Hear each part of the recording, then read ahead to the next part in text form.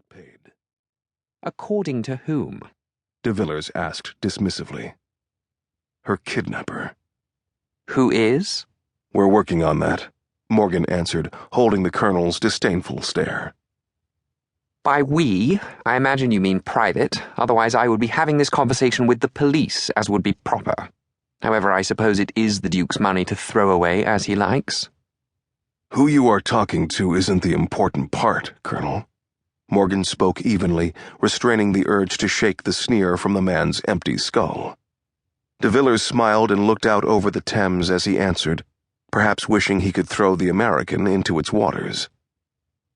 Mr. Morgan, I have worked closely with the royal family for the past 2 years. Abby Winchester is a drunken slut and an embarrassment. No doubt this whole ploy is some kind of attention-grabbing exercise of hers to get into the tabloids. I shan't be a party to it. There was blood at the scene, Colonel, Morgan revealed.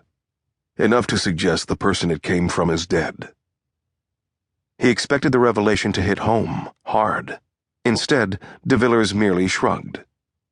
Then perhaps she finally pissed off the wrong drug dealer or fucked the wrong brain-dead rock star, said the Colonel. I don't pretend to know what goes on inside that girl's head, Mr. Morgan, but I do know that it is no concern of mine. The security of the inner circle of the royal family is, and my focus is on tomorrow's parade. Good evening, Mr. Morgan. I have a final planning meeting to attend. You may want to revisit those plans, Colonel, Morgan told him, his patience at an end and his tone hardening. Oh, really, Mr. Morgan? And why is that?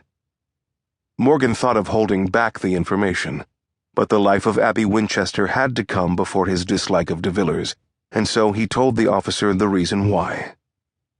Because the man whose blood it is was from your own ranks. Chapter 12.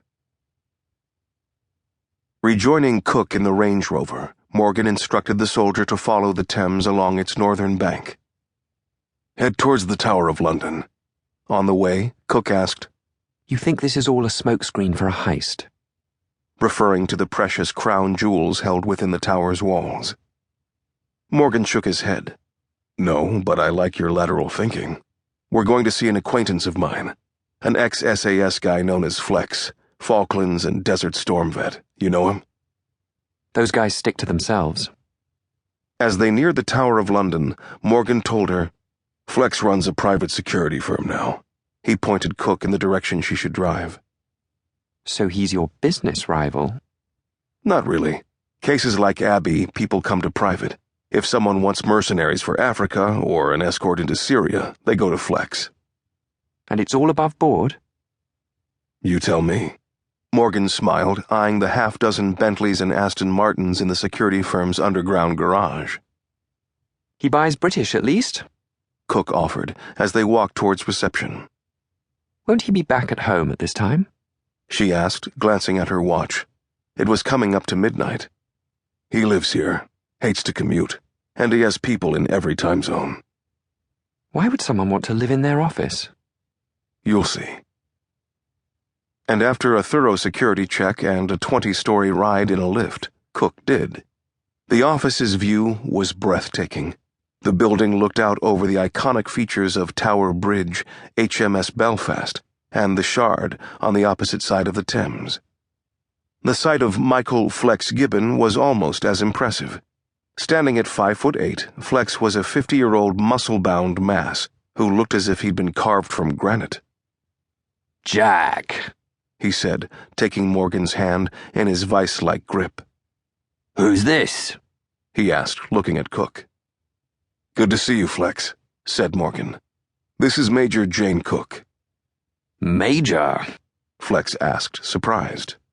You look more like a cop, he told her, taking in the trouser suit and causing Morgan to break into an I-told-you-so smile.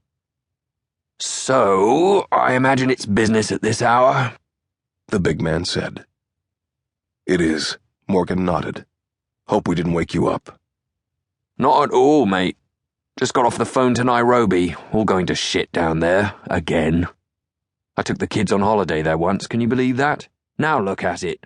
Bloody savages, all of them, but they keep a man in business.